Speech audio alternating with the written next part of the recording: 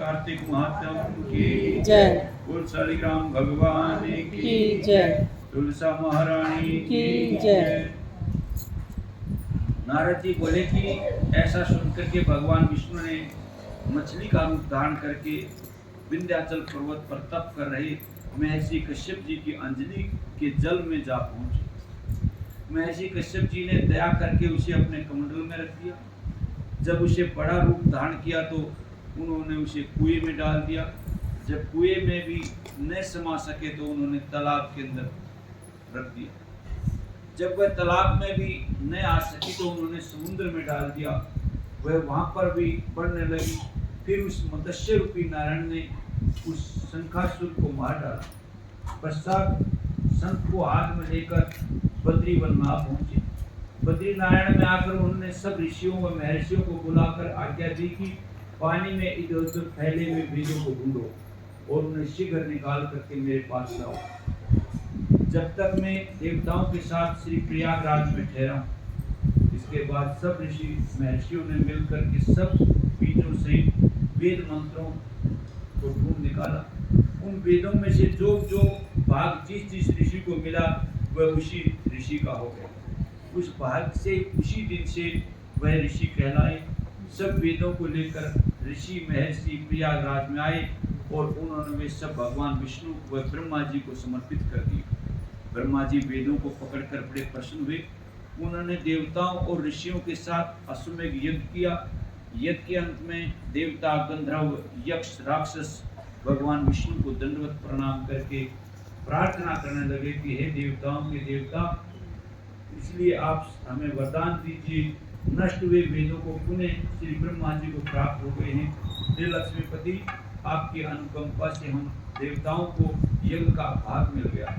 यह स्थान आपके प्रसाद से आज पृथ्वी भर में सर्वप्रथम होगा। पुण्य को बढ़ाने वाला होगा, मुक्ति तथा भक्ति को प्रदान करने वाला होगा, ब्रह्म हत्या आदि पापों का नाश करने वाला होगा, परम पवित्र और अक्षय फल देने वाला। ये हमें वरदान दीजिए। भगवान विष्णु ने कहा कि जो कुछ भी आप लोगों ने कहा है वह मेरा ही देह है। जैसा आप लोगों ने कहा है वह सब स्थान आज से ब्रह्म क्षेत्र के नाम से पुकारा जाएगा। इस स्थान पर गंगा जी व सूर्य की पुत्री यमुना जी का संगम होगा। श्री ब्रह्मा जी से वहां पर निवास करेंगे। यहाँ पर किया गया जब तब दान महाफलदायक होगा।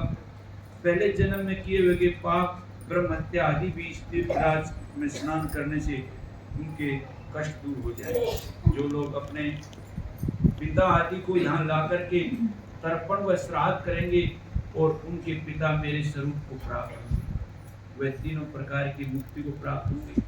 मकर संक्रांति पर माघ मास में प्रातःकाल यहाँ आकर स्नान करने वालों के दर्शन मात्र से ही सब पाप नष्ट हो जाएंगे। ठीक उसी प्रकार जिस तरह से सूर्य के तेज से अंधकार का नाश हो जाता है, हे मुनीश्वर मेरे वचन ध्यान से सुनिए। मैं सर्वत्र व्याप्त रहता हूँ, हमेशा बद्री नारायण में निवास करता हूँ। सैकड़ों वर्ष तक किसी दूसरे स्थान पर तप करने का जो फल मिलता है वही फल यहाँ एक दिन में मिल जाएगा। जो मनुष्य मेरे इस स्थान बद्री का आश्रम का दर्शन करेंगे वह जीवन मुक्त हो जाएंगे। जो मनुष्य मेरे स्थान बद्री का आश्रम पर दर्शन करने आएंगे वो सब मनोकामनाओं को पूर्ण करेंगे, उनके समस्त पाप नष्ट हो जाएंगे। श्री शिव जी बोले, ऐसा कहकर भगवान विष्णु अंतर ध्यान हो गए और देवता भी अपने अपने अंशों को वही छोड़कर चले गए। जो मनुष्य इस कथा को श्रद्धापूर्वक सुनते हैं वह श्री प्रयागराज व बद्रीनाथ के जाने का और स्नान करने का फल प्राप्त करते हैं। बोल विष्णु भगवान की जय। गोविंद जय जय गोपाल जय। गोविंद जय जय।